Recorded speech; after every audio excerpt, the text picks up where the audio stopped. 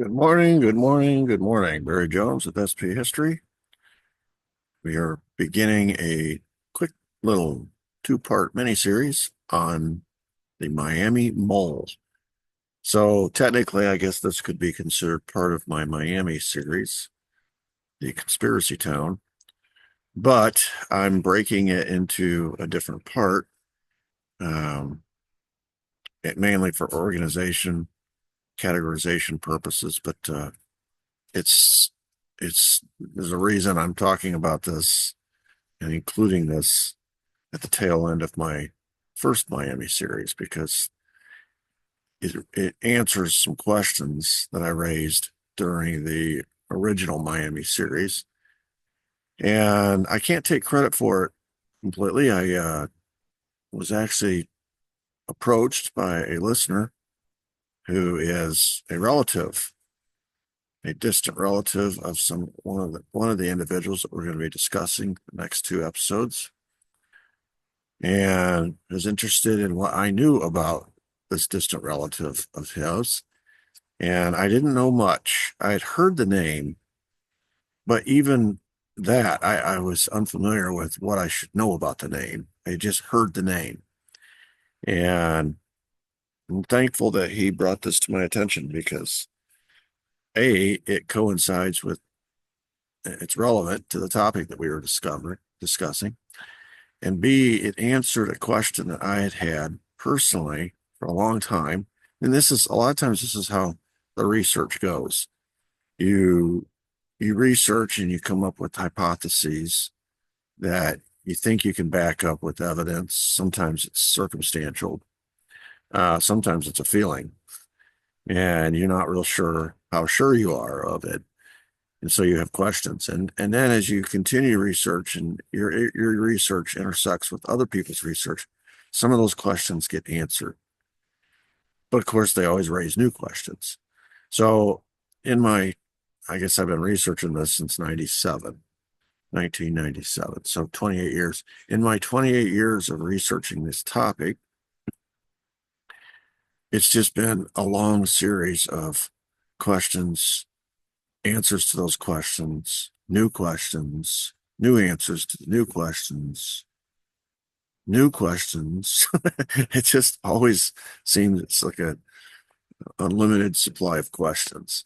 So it's exciting every now and then when you get an answer. Now, I will say this, the certainty of this answer is not 100%. It's based more on my intuition and my instincts and some anecdotes and some circumstantial evidence. Also based on my experience with the research, my experience with, uh, you feel like you get to know the Kennedys. You feel like you get to know some of these participants and how they act, how they respond, what their go-to move is. And so sometimes you're putting yourself in their shoes and anticipating what their response would be, what their next move would be based on what they had done prior. And sometimes you're right, sometimes you're wrong. So I will qualify everything as we begin these next two episodes with that statement. So the title of this mini series is The Miami Mole, and it's the story of Grant Stockdale. Now, we won't be talking much about Grant Stockdale in episode one. I'm going to lay the groundwork, tell the backstory. But in episode two of this series, it's all exclusively about Grant Stockdale. So, yeah, figured I let my wife choose the cover slide today, the picture, the image. We've been in Miami now since January 1st, so about 2 months. And she's fallen in love with it, as have I. And so she said, let's put a happy picture on the first slide instead of your typical institutional looking slides. So you can thank my wife for this image here on slide number one. All right.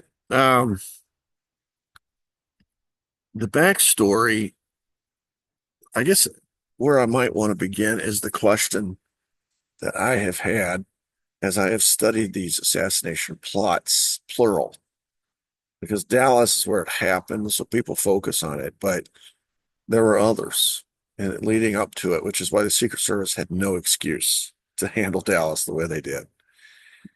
You had a plot in Washington, D.C. that was supposed to happen on any one of these 4 days, September 26, 27, 28, or 29. It never was specified the exact day, but the range was spelled out by Richard K. Snagel, and I'm going to tell that story. A lot of people don't know about the Washington, D.C. plot because it went away quietly. Then there's the November 2 plot in Chicago.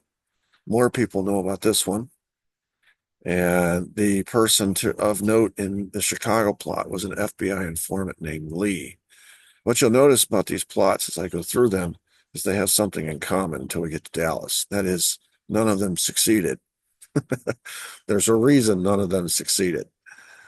And the reason the Washington, D.C. plot did not succeed is because of Richard K. Snagel. The reason the Chicago plot did not succeed is because an FBI informant named Lee, whom it's almost certainly was Lee, we know now was Lee Harvey Oswald. Then there were two plots on November 18th in Miami, two separate plots, individual plots. And of course, I've left a question mark there because the question that I've always had is who was the significant person who sabotaged both of these Miami plots? Or was it two people who sabotaged one each? I've never known the answer to that question. And yet, all kinds of logistical changes to the Miami trip happened at the last minute from the White House, indicating that they had some prior knowledge, it's a hanky-panky fixing to happen in Miami, which forced their hand to make some changes. That's interesting. The Chicago plot they got wind of for, instead of changing the plot or changing the logistics of the trip, they just canceled the trip. But in Miami, the trip was so important, it had to happen. So they changed the logistics and went ahead with the trip. And that's an electoral decision based mainly on the fact that Kennedy and the White House re-election campaign knew they would win Illinois in 64. So whether or not they go to Chicago or not is sort of irrelevant. They're going to win the state. It wasn't a swing state, so to speak. But with the idea in mind that they're going to dump LBJ from the ticket and lose the guy that helped them win all those southern states in 60, their calculus is now, okay, we're gonna lose some of these southern states when we get rid of LBJ, as long as we keep two of them. And the two that they decided they had to keep was Florida and Texas. And so you'll see an effort, and the plans were already in the hopper for the Kennedy re-election campaign to visit Florida over and over and over again before the 64 election, also to visit Texas over and over and over again, because those are the two states they had to win. You know, we just came through an election season, and during that campaign, most of it, I was living in Tennessee. Tennessee was a red state. We hardly ever saw anybody from either side. Tennessee was sort of written off. There are other states on the other side, blue states, that were written off. And pretty much there were 7 states that were considered or deemed as swing states that both presidential campaigns were visited over and over and over and over again. And so this isn't anything new. So the fact that he goes to Miami in spite of an assassination plot, and all they did was change the logistics, indicates just how important Florida was. Dallas too, because it's the state, the implications of the Texas vote, 64. So I've left a question mark there because that's going to be the goal of this little mini series, is to answer that question. Who was the Miami mole? We know Washington, D.C., it was Richard K. Snagel. We know Chicago was an informant named Lee. We know in Tampa, the pivotal person that caused this plot not to occur was Santos Trafficante. I will tell that story. That was on. You'll notice that's the same day as the Miami trip. He was scheduled to visit Miami in the morning, Tampa in the afternoon. So Florida was a dangerous state for him. And I don't think it's incidental or coincidental or surprising, whatever term you want to use. We've just come through a long series on Miami and how all of the anti-Castro plots, plural, which morphed into an anti-Kennedy plot, singular, came from Miami, and why Miami would be a location where there were two plots against him, separate plots coming from two separate entities. So, Tampa, the pivotal person is Santos Trafficante. And then, of course, we have Dallas, November 22, and the pivotal person there is Lee Harvey Oswald. You say, well, why would you put Lee Harvey Oswald down there? He didn't sabotage the plot. No, he didn't, but he tried. And if he had succeeded, like he had in Chicago, Dallas would have been another empty trip, so to speak, for the conspirators. It just so happens by the time we get to Dallas, the conspirators are onto his game, and they know he sabotaged us once before. We're not going to let him do it again. So that's the sort of the intro to this backstory. Let's go through these 6 assassination plots, and let's begin with the one people know the least about, I suspect, and that's this Washington, D.C. plot. This is a picture of Richard K. Snagel. And I do a separate, he's in my, I have a whole series on Richard K. Snagel. So if you want to know more about him, you can go watch those. I think there were 3 videos in that series about Richard K. Snagel. But anyway, a snapshot view of this case is that between 1955 and 59, Richard K. Snagel was a counterintelligence officer. He was a double agent working for the CIA and pretending to work for the Soviets as a spy for them. So he was a double agent, counterintelligence. He was stationed during those 4 years in Japan, Tokyo specifically.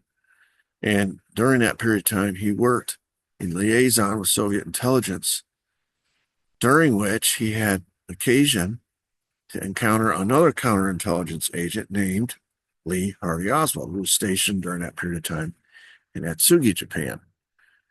And ironically, both worked under the same code name, Heidel. Remember when Oswald was arrested, he had 2 IDs on him, and one of them was Heidel.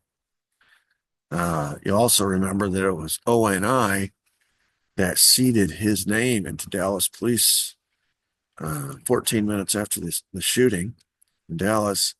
And the way that they were able to do that, according to testimony during House Select Committee hearings, was that a ONI officer looked up the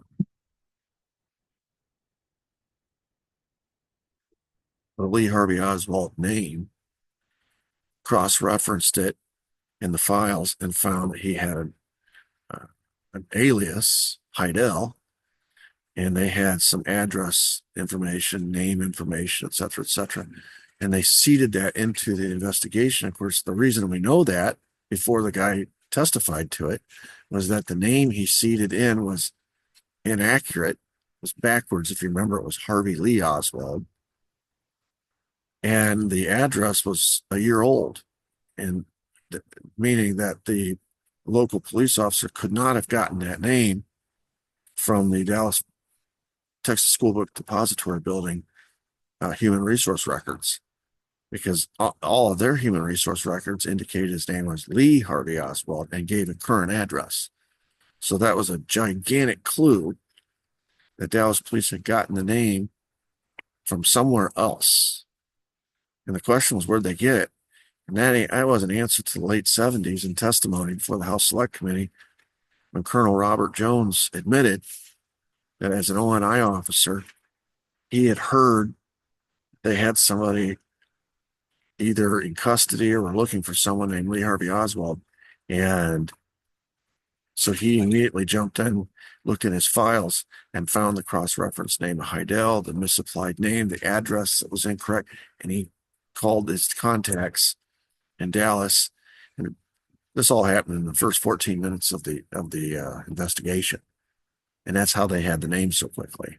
So it's interesting that it was a counterintelligence officer who seeded the name Heidel and Oswald into the Dallas police, which corroborates the fact that Lee Harvey Oswald was himself a counterintelligence officer, which is corroborated by Richard K. Snagel's story of how he worked with Lee Harvey Oswald during the time he was a counterintelligence officer. So all these stories corroborate each other. In 1963, Nagel worked with Soviet intelligence in Mexico City. Remember, he's still a double agent. And he's reporting back simultaneously to the chief of the CIA's Cuban task force, Desmond Fitzgerald. So he's got a specific task for the CIA, which is to report on all things anti-Castro, or all things Cuban, which puts him right in the center of all this story that we've been telling. And of course, puts him right in the middle of all things coming out of Miami. At the same time, he's working with Soviet intelligence in Mexico City, and they've given him a specific task, which is to monitor a Lee Harvey Oswald. Because by this point, Oswald has returned from Russia, which has confirmed their suspicion that he was a fake defector all along. You got to understand, during the Cold War, if you defect to your Cold War enemy and renounce, or say you're going to renounce your citizenship and say you're going to turn over all your military secrets to the Cold War enemy, if at any point you try to go home, you're going to be tried for treason. You're probably not going to go home. It's kind of like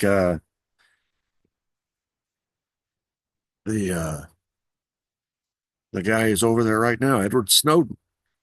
You know, he's in Russia because if he comes home, he knows he'll disappear from the face of the earth and go through a military tribunal, and we'll never hear or see from him again. So, but Oswald came home and faced no repercussions.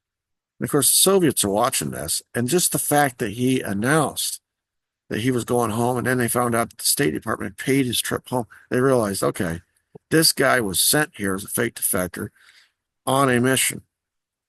And whatever that mission was, he has either succeeded or failed in it, but it's over. And now he's being recalled. And he's facing no criminal liabilities, no blowback. So they want to keep tabs on him. They're curious, okay, what's he up to next? Now that we know who he is. And of course, they suspected it all along, which is why, in preparation for his return trip, they married him off to one of their spies, Marina Oswald.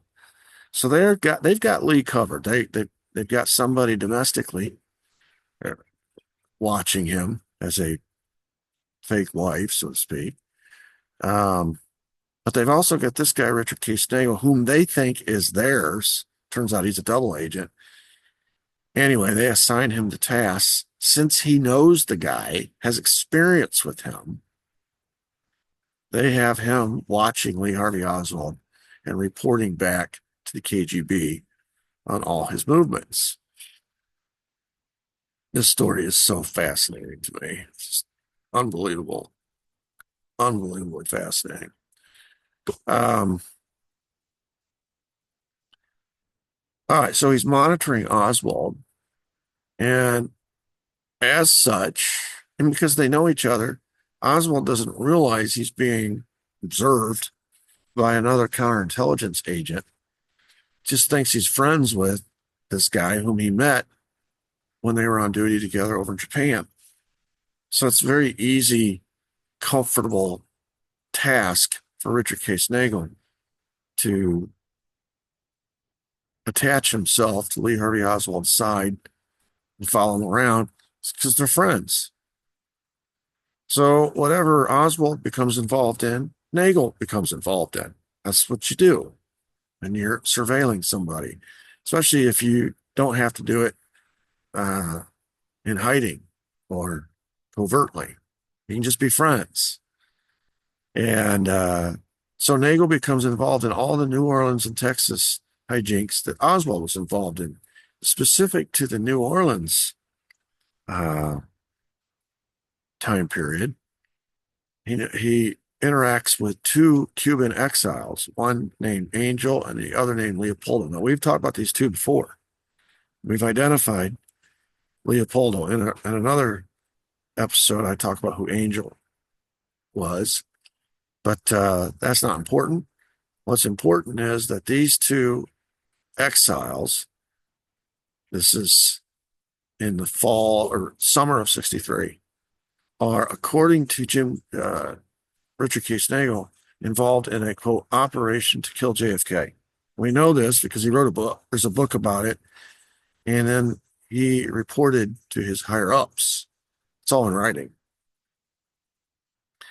According to Nagel, Angel and Leopoldo were part of Alpha 66. This is a group that is CIA financed.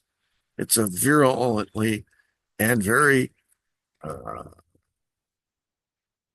volatile and they are violent anti-Castro group.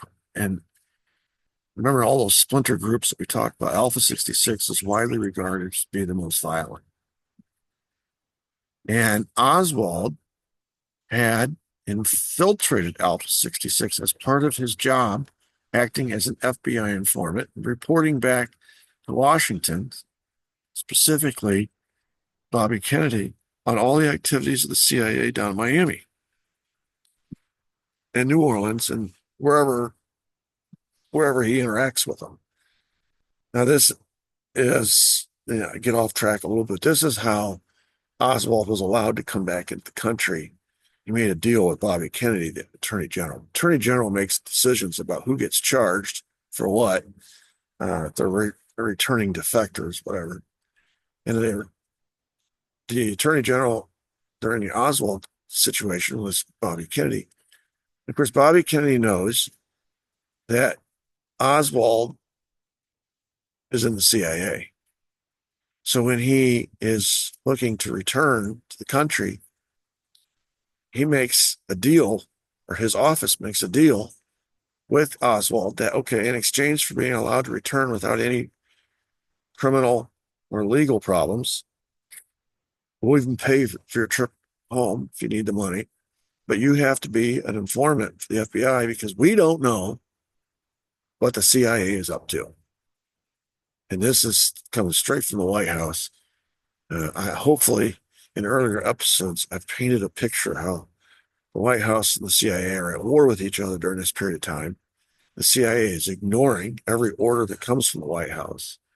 The White House is fighting back, firing the top three guys, cutting their budget, taking power of covert operations away from them. They're at war with each other. And it's one of the reasons why when the Kennedy brothers decide to shut down Operation Mongoose bases, they can't just tell the CIA to shut them down because the CIA won't obey. They won't comply.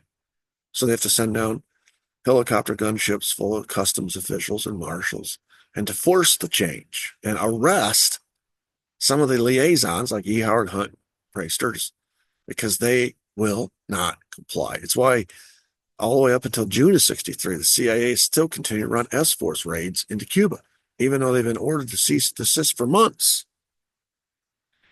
So Oswald's job during this period of time is to act as an informant for the FBI informing on what the CIA is doing. So it makes sense that he would have infiltrated Alpha 66 because that is a CIA front group.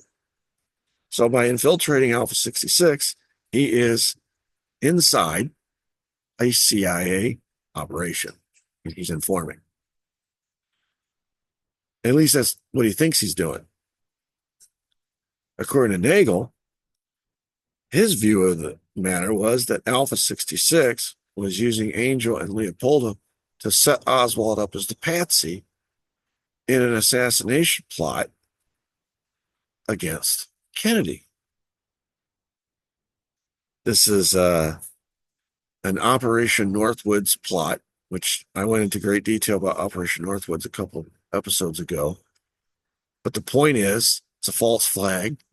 And if you can make Oswald the patsy, which is what they're trying to do, he just returned from the Soviet Union.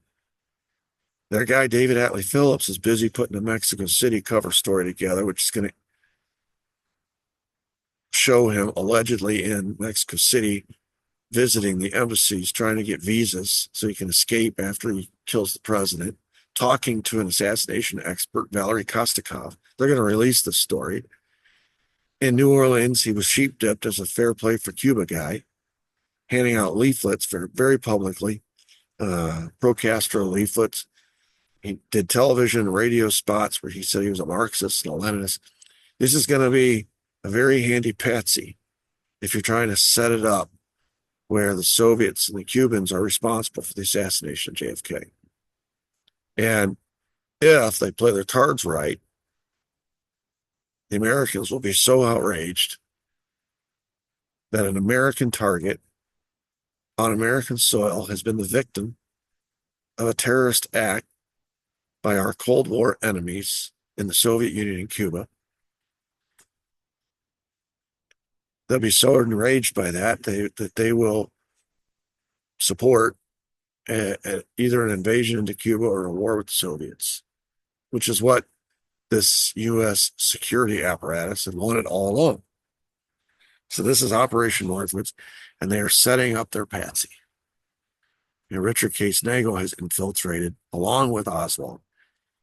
And what he sees happening is this assassination plot. So he goes and he reports it up the line to his bosses at the KGB.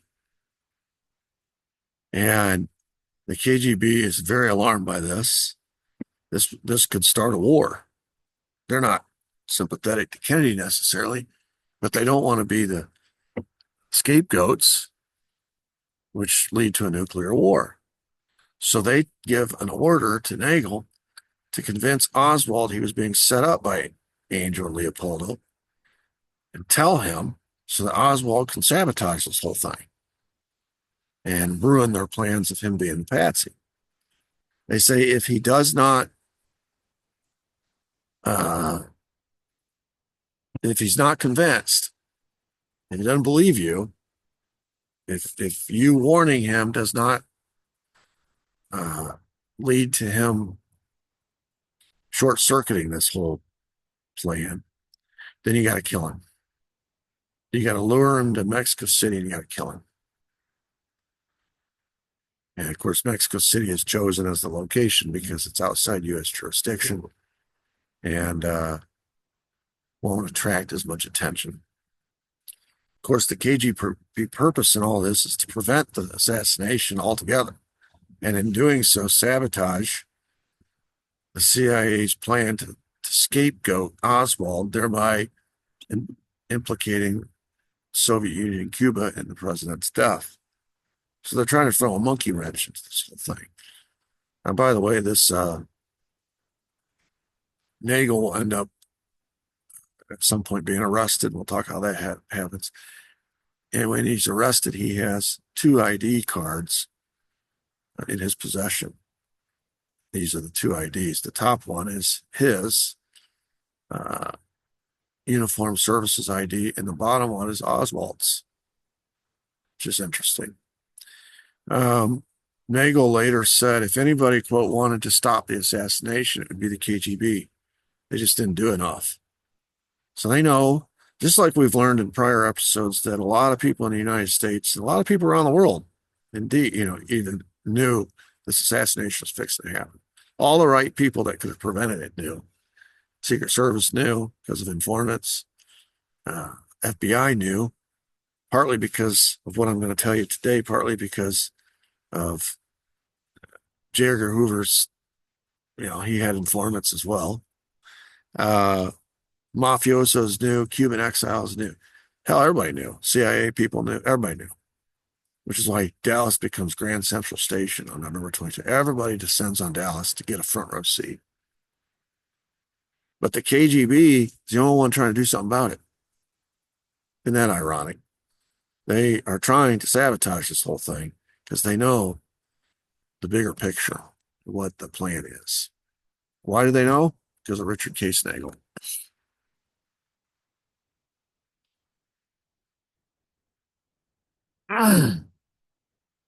Anyway, so Nagel does what he's told. He goes and he meets with Oswald in New Orleans and he spills the beans. He says, listen, these two guys you're hanging out with, Angel and Leopoldo, they're setting you up. Remember who we determined Leopoldo was based on Joan Mellon's research? It was Bernardo de Torres. You remember Bernardo de Torres? He was the guy who infiltrated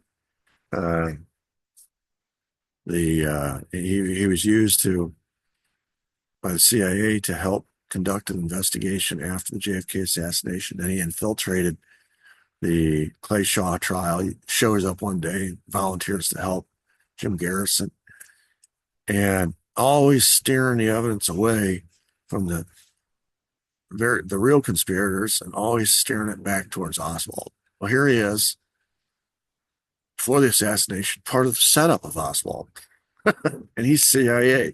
So if anybody knows what this whole plot was about, how it worked, it was Leopoldo. Anyway, Oswald is not convinced by Nagel's story. So Nagel's now in a spot.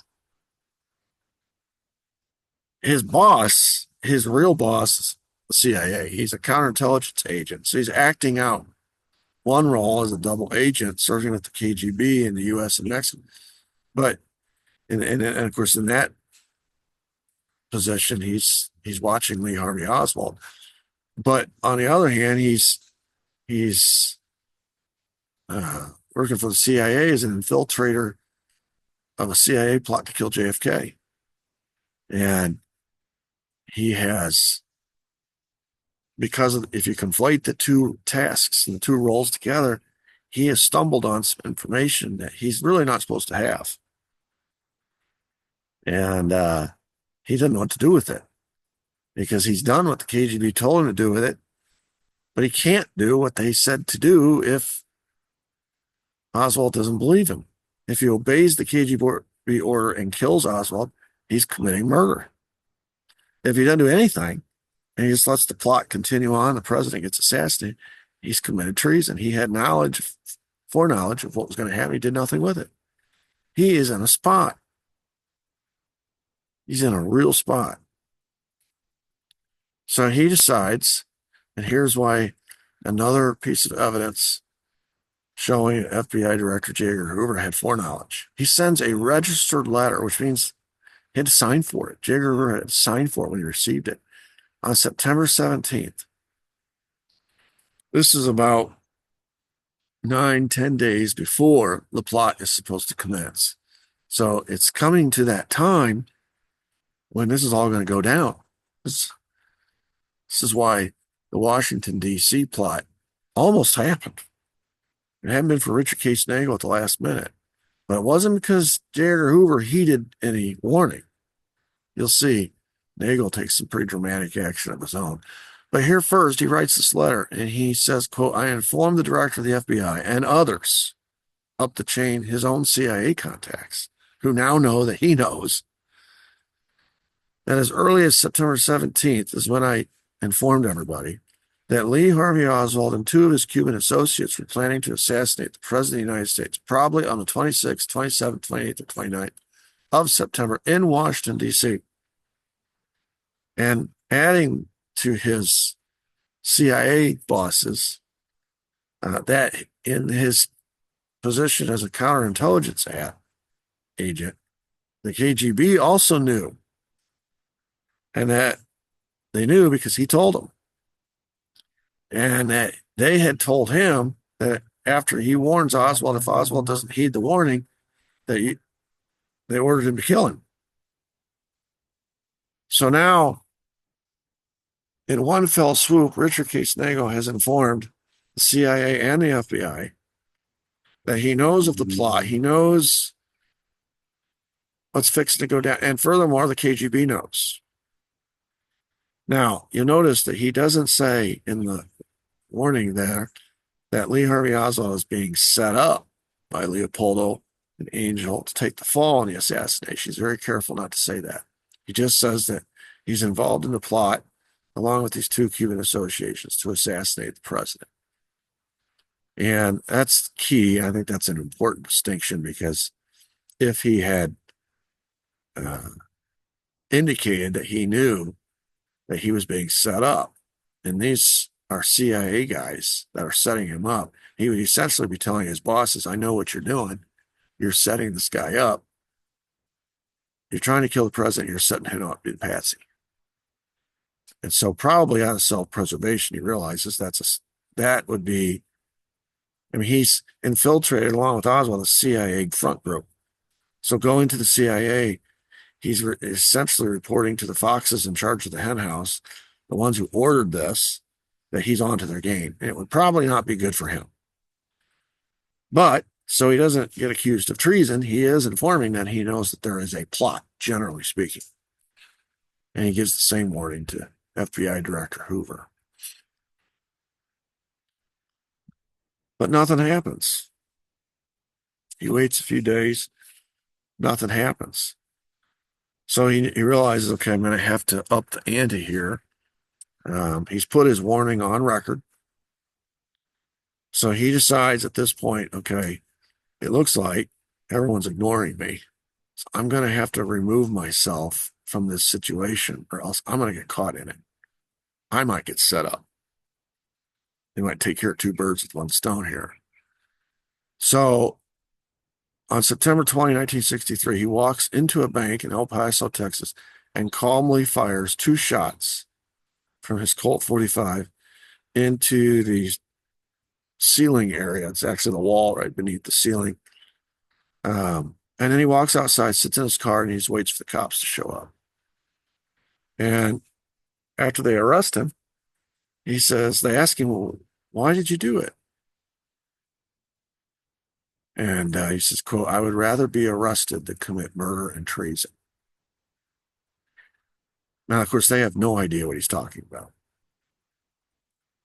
But he ends up convicted of armed robbery, serves 4.5 years in prison, but he accomplishes his objective in the sense that he takes himself out of circulation, puts himself in a jail cell where he has an alibi for what's fixing to go down, if it goes down.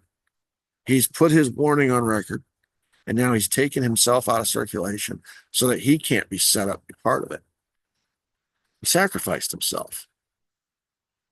And I think he probably thought that there would be an investigation and the plot would come out in the wash. But there wasn't. They quietly convicted him, sentenced him, put him in prison, threw away the key. Now, at this point in time, as he's doing that, Oswald was already being moved to the Washington, D.C. area to be the patsy in this plot. And I didn't include it in this one, but in the series I did on Richard Casnago, I show correspondence from Oswald where he's writing to people talking about how he's moving to the area soon, and he's inquiring about a Fair Play for Cuba Committee chapter. He's inquiring about this. He's inquiring about that. And then some more correspondence that shows that where he says, well, the plans have changed and now I'm moving to Dallas instead. Because what happens is Nagel's actions, the letter to FBI Director J. Edgar Hoover, the notice up the chain to his CIA bosses, and then his arrest spooked the powers that be enough that is like served notice to them that unlike Oswald, uh, who either A was unaware or purposely unaware or willing to go along with the plot, whatever, Nagel wouldn't. And he's sitting down there in a jail cell in El Paso right now. And his usefulness to us in this situation is gone. And furthermore, he has shown a willingness to talk about it. So they canceled the Washington, D.C. plot. And that's when they ordered Oswald. Oswald was already preparing to move to the Washington, D.C. area per the order. And so now they redirect him to Dallas. This is the fall of 63. If you go through the Oswald timeline in September, there's a lot of empty spots as to where Oswald was. And I think it's been covered up and intentionally vague as part of because we knew where he was in March. We knew where he was in April, May, June, July, August. I mean, it was almost a day-by-day report of everything, hour by hour, everywhere he was. He was very public in all of his actions because he was being sheepdilled in New Orleans. All of a sudden in September, he sort of just goes dark. And that was the time where he was being redirected to Washington. Then that gets canceled because of this. He ends up in Mexico City at the end of the month for another purpose that is, which David Atlee Phillips is going to create a cover story to cover that up, to implicate him 2 months later in the assassination in Dallas. And after he returns from Mexico City, he gets redirected to Dallas. So this is the Washington, D.C. plot. And Richard Case Nagel is the key figure here that sabotages that plot. So what happened next? In the late 60s, so you get 67, 68, 69. During that period of time, Nagel barely survived 3 different separate attempts on his life. And he realizes that if I don't stay silent, I'm probably not going to live. I mean, they've already tried 3 times and they'll take my benefits away. So he did. And no one heard of Richard Case Nagel for 30 some odd years. And this story just sort of disappears from the JFK research. But then all of a sudden, in the early 90s, after the Oliver Stone movie, the Assassination Records Review Board was created to start releasing documents. And I want to go back and show you this book. I had a picture of it. All right, The Man Who Knew Too Much. That book had come out by Dick Russell. And it's all about the story of Richard Case Nagel. And it's a long story how he found out about it, but he earned Richard Case Nagel's trust. So he went public with this story, thinking he had, enough time had gone by that he was no longer a threat to anybody. No one would care. So the Assassination Records Review Board mails Nagel a letter because, according to Dick Russell's book, Nagel still had documents about a conspiracy to assassinate JFK. Now, think about this now. By 95, when this is occurring, we've already had the Warren Commission and its Warren report. We've already had the House Select Committee in the late 70s. We've already had the House Shaw trial. Watergate has happened. All of these investigations that had anything to do with the church hearings, with the JFK, even the Liberty Lobby case. It's all happened. It's all behind them. But by 95, because of the movie, there's a renewed interest in the JFK assassination. And they're interested in those documents. That's what the AARB does.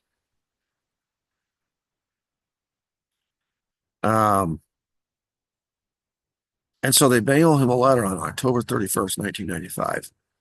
And they ask him for access to those documents. Russell, they had talked to Russell, and Russell told him about Nagel. And he said, and they asked him, do you think he would cooperate? And he said, quote, if an official government body ever took him seriously, he would probably cooperate, indicating that Richard Case Nagel's story was so outlandish. If you're thinking about it in terms of a Warren Commission mindset, his story was so outlandish and so conspiratorial, people were just brushing him off as a conspiracy theorist. He's crazy. And because he's an ex-con, no one listens to him, right? He's a felon. He served time. So his credibility isn't much.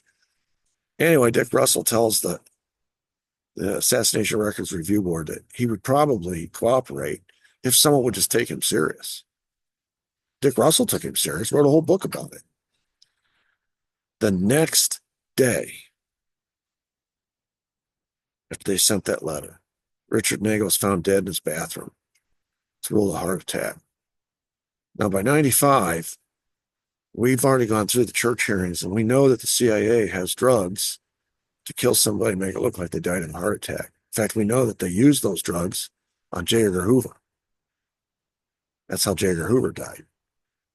And so, whereas in the past, some of these suspicious deaths did not cause or raise suspicion because the church hearings hadn't happened yet. This one happened later in the church hearings, and so immediately there were suspicions, especially when you consider the timing of the documents request. But I tell that story of Richard Case Nagel because that was who sabotaged the Washington, D.C. plot. Now, these other ones I won't spend as much time on because we've already talked about them in previous episodes pretty exhaustively. So you fast forward to November 2 of 63. So the first one was in September, either 26th, 27th, 28th, or 29th. Then they skipped a month. And now we're in November 2, and this is the plot to kill Kennedy in Chicago. Vince Palomero has done a lot of good work on this. We also know a lot about this as a result of Abraham Bolden, who was a Secret Service agent who himself was set up and convicted of a trumped-up charge to destroy his credibility. They wanted to kill him, but they settled for destroying his credibility. But we know a lot about what happened from the inside perspective from Abraham Bolden. Anyway, as I indicated earlier, this plot was sabotaged by an FBI informant identified as Lee, passing along a warning on October 31st, so about 2 days prior, to the FBI field office in Chicago. Now, whether or not they heeded that warning, they could not ignore what happened next. Now, the warning that the FBI informant gave them was that there were 4 Cubans headed to Chicago and they were going to shoot Kennedy during his motorcade. And he gave addresses and routes and where it was going to happen, et cetera, et cetera. As I said, I don't know if they were heeding that warning or not, but on November 1st, a landlady reported to Chicago police she had rented a room to 4 Cubans. And when she went up to clean the room while they were gone, there were high-power rifles, telescopic scopes, sights, maps, outline of the motorcade, all lying on the bed. And so she reported it to police. So now they have 2 tips. And the White House found out about it. And Chicago is not electorally nearly as important as Miami. And so when the White House found out about these 4 Cubans, what was set to go down, they just canceled the trip. They didn't go. Secret Service got the tip from the FBI what was happening, so they're surveilling this rooming house, watching the 4 Cubans. 2 of them got spooked and ran off, and they lost them. Sort of botched the surveillance, but they did get 2 of them. And the guys they got, although there were no arrest records, they were quietly released after the White House canceled the trip. But Abraham Bolden, thanks to him, he was alert, and he got their names because he was in the interrogation room with them. And their names were Eugene Hale Brading, which is a guy also known as Jim Braden, and David Morales. And David Morales was the CIA's top assassin, and Jim Braden was a spotter. Every time you see one, you see the other. 20 days later, they were in Dallas. 5 years later, they were in LA when Bobby Kennedy was shot. Anyway, those are two that were arrested. The other two got away. Of course, they didn't say anything, and the Secret Service had to release them because there was no crime that had taken place. They even had a patsy set up in Chicago. I do a episode on these different assassination plots and the patsies. They had a patsy set up in all these different places. Lee Harvey Oswald was the Washington, D.C. patsy, and then he was transferred to Dallas to be the Dallas patsy, but they had a separate one for Chicago. They had a separate one for Tampa. Pretty thorough in their plans. They arrested the would-be patsy in Chicago, and he disappeared. He wasn't found until the mid-'80s when a JFK researcher found him in Arizona in witness protection, which is interesting. Why would he need to be in witness protection? He just disappeared off the face of the earth right after this November to Chicago.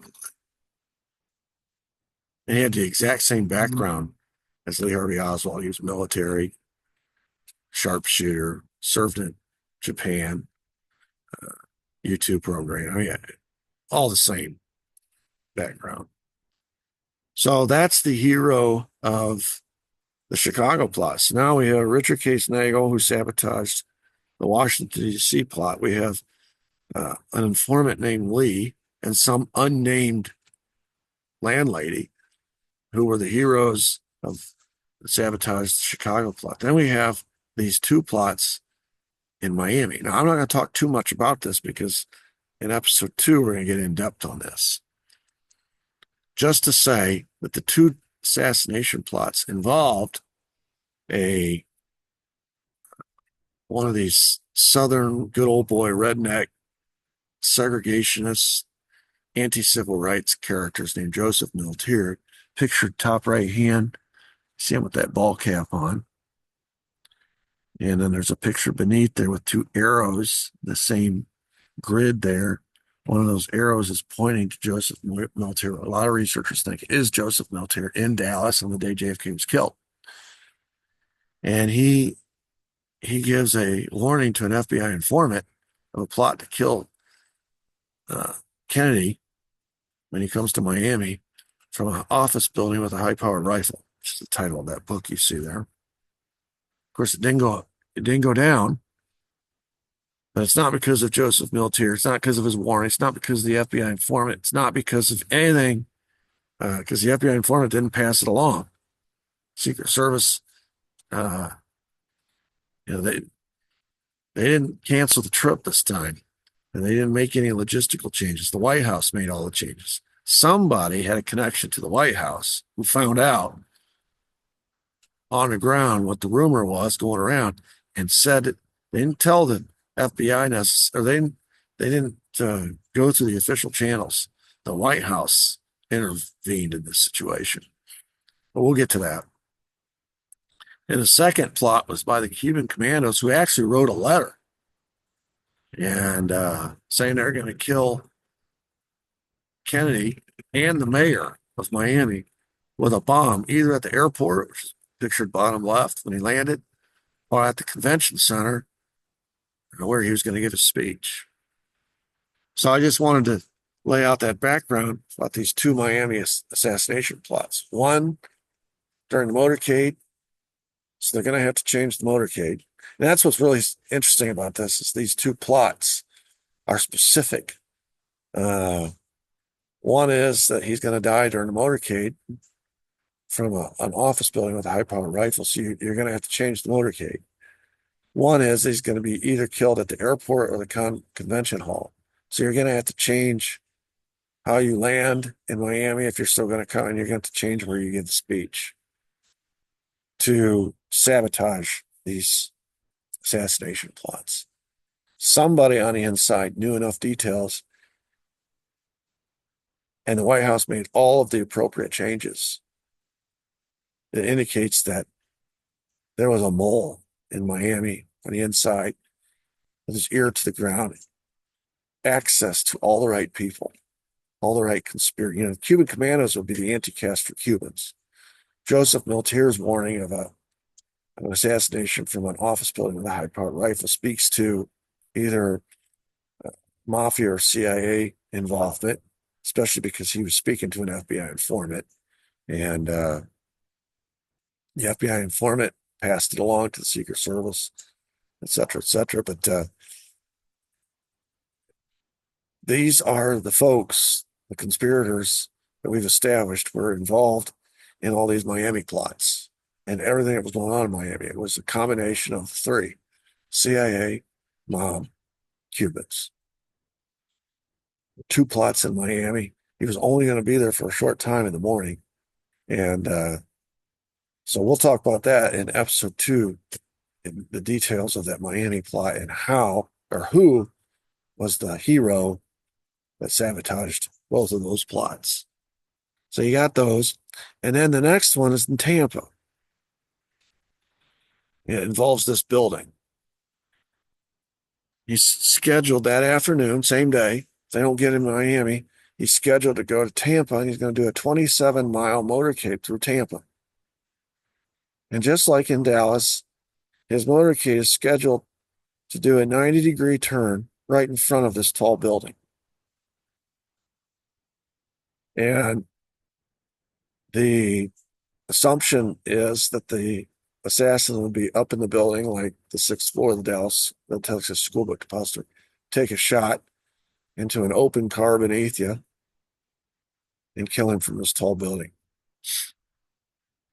Now, Santos Trafficante, ironically, is the hero of this plot, and not for the same reasons. He's not trying to save Kennedy's life, could care less, but he is trying to save the plot so that it can succeed somewhere else. And word of this plot had made it out to the authorities, and when Santos found out, he canceled the plot, canceled the hit, because this is one of these things, if you get a shot at the king, you better succeed. If you fail, you can't take a second shot. I mean, that's the old axiom. We saw this last summer, somebody took a shot at Trump, failed, and then a month later tried again. But if you're really, the chances of success go down with every failure. So Santos is doing the math. He's saying, enough people know of this plot here in Tampa. I'm going to call it off because I can't be sure the right people don't know and won't take precautions and the plot fails. And I can't afford to have a failure, or else we'll never get him. It has to succeed. And it's interesting. By the time we get to Dallas, it's almost like the failures had compounded. Now, at none of these previous failures has a shot been taken. They failed prior to the shots being taken. But the planners, the conspirators, know they're chalking them up as failures. And I can just imagine a calendar on the wall, and they're marking off these days, and every time they miss Kennedy. And by the time they get to Dallas, they've decided, okay, we're not going to fail this time. Because if you know anything about the Dallas plot, they had all kinds of contingency plans. If we don't get him at the airport, we'll get him at Dealey Plaza. If we don't get him at Dealey Plaza, we'll get him at the Trade Mart. If we don't get him at any of those 3 locations, the next day when he's at LBJ's ranch, we'll get him there. He is not leaving Texas alive. It's like, okay, we got to make sure this one succeeds. So Santos Trafficante is the sort of I wouldn't call him a hero, but he's the figure that calls off the Tampa plot. And then we get to November 22, which is Dallas. And here again, it would have been Lee Harvey Oswald saving the day because it's not for lack of effort. He tried. If you know the story of Judith Mary Baker, it was his girlfriend that he uh, sort of hooked up with when he was in New Orleans. Uh, they were talking on these long phone conversations. When they got separated, he had to go to Dallas. She was back in Florida, where her family was from, and they were talking by phone. Long conversations. She wrote a book about it. And according to her, he was fully aware of the Dallas plot and his role as the patsy. This makes you wonder um, when Richard Case Nagel said that I couldn't convince him that he was being set up to be the patsy. Did he, in an intervening month and a half, come across new information that convinced him Richard Case Nagel was right? Or did he all along believe he was being set up to be patsy and he just didn't want Richard Case Nagel to know? So it wouldn't uh, force him to do something that would spook the people he had infiltrated, the Alpha 66 group he had infiltrated. And, maybe he was trying to infiltrate this plot and sabotage it from within. And he couldn't do that if he acted on Richard Case Nagel's instructions, which was to get out. So I don't know. That's an interesting case study there. But anyway, he told Judith, yeah, she was hysterical. She's saying, you got to do something. You got to leave, quit, run away, go to Mexico. We'll get married, move to Mexico. He's like, where can I go? If you read her book, he's pretty reasonable, pretty somber in his assessment of what his chances were. He said, it's the CIA. Where can I go? Where can I hide? And he said, no, I'm going to stay and we'll hope for the best. I succeeded, and his thinking is I succeeded in Chicago sabotaging the plot. Maybe I can do it again. If I stay, he tells her, at least there will be one less bullet fired at the president, which indicates to me that he was aware of the plot to the degree that he knew his role was to take a shot at the president, to be one of the shooters. And he says, if I stay, at least there will be one less bullet fired at the president, which is interesting because at the time the shots were fired, he was, according to witnesses, in the second floor break room of the Texas Group Depository building, indicating that he is carrying out his promise to Judith that he was not going to fire a bullet at the president that day, even though he was probably supposed to. So anyway,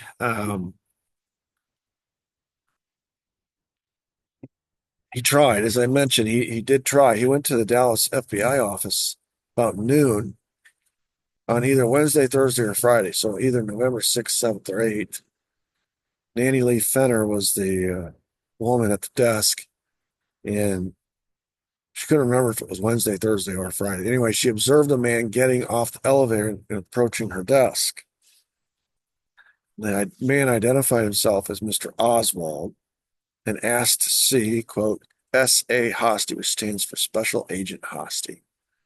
And Fenner told him, Fenner told the Warren Commission that this man Oswald had a, quote, wild look in his eye. He was fidgety, and he had a 3x5 envelope in his hand. According to Fenner, Oswald became hostile when informed that Hosty wasn't in the office. And he threw the envelope on her desk, said, well, quote, get this to him. And then he turned and he left. And according to Fenner, there was a little piece of paper sticking out the top of the envelope and it had a handwritten message on it. Said, quote, I will either blow up the Dallas Police Department or the FBI office. And underneath was his signature, Lee Harvey Oswald. So this all happened either on November 6th, 7th, or 8th. Now, we don't know to this day what the contents were of that envelope. Just that little piece of paper that was sticking out that Fenner said had a threat to blow up the FBI and the Dallas Police Department if you don't stop bothering my wife. Hosty later claimed, quote, if you have anything you want to learn about me, come talk to me directly. If you don't cease bothering my wife, I will take appropriate action and report this to the proper authorities. This is what Hosty said was in the envelope.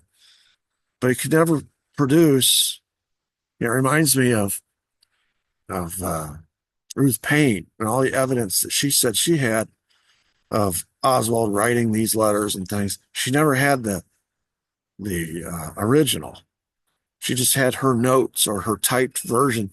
And here we're supposed to take Hosty's word for it that he is reporting that what was in that envelope was a warning about him harassing Oswald's wife, et cetera, et cetera. And of course, what Fenner saw, you have a tendency to believe what she saw. In a case like this, Oswald was trying to get attention, and he wanted it to be memorable. And so that's why he acted out like he did. He was fidgety and kind of had this wild-eyed look at him. And then he had this little piece of paper he stuck in the edge of the envelope that intentionally could be seen by Fenner. Anyway, that happened on November 6th, 7th, or 8th. 2 weeks later, Oswald gets arrested for the assassination of JFK. So Hosty gets called into the office of his boss, Gordon Shanklin, who I have pictured here on the left. And Hosty, who had been in close contact with Oswald the entire time he was in Dallas, obviously it had a story to tell. So Shanklin says, what do you know about Oswald? And Oswald was shot dead, and they had this conversation. 2 days later, Oswald gets shot dead by Jack Ruby. And at that point, Shanklin calls Hosty in and tells him to destroy Oswald's letter. Later, the FBI finds Hosty's name and phone number in Oswald's address book, so they have a relationship. And Hoover was worried that this would indicate that Oswald had been an FBI informant, which of course he was. So he ordered the FBI to not pass Oswald's address book on to the Warren Commission. Remember, all the evidence the Warren Commission got came from the FBI. So anything that might lead out to other contacts or other people who might, agencies, whatever, might be involved, was all shut off. And it was always, he's a lone nut. He's a lone nut. He acted alone. So, if you got an address book with an FBI special agent's name and phone number in it, and this address book belongs to the alleged assassin of the President of the United States, you're going to want to know what that relationship, all those people are going to be investigated. So Hoover covered up, obstructed justice. Instead, the FBI provided a typewritten transcription of the document and omitted the Hosty name and number. I don't, in my years of research, JFK assassination, every time I see evidence like this that is changed, covered up, destroyed, altered, whatever, to me, it indicates guilt.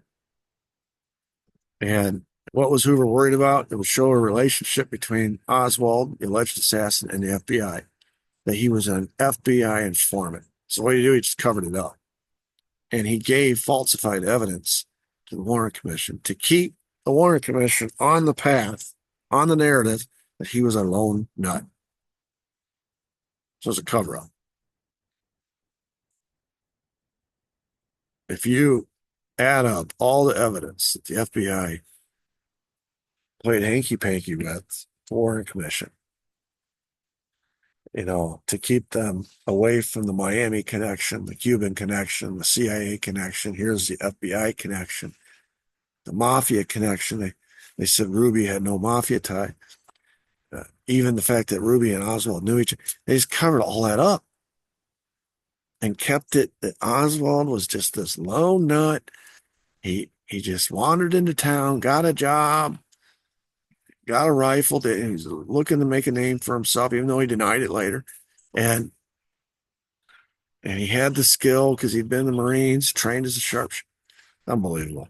But of course, there's no trial, so none of this comes up.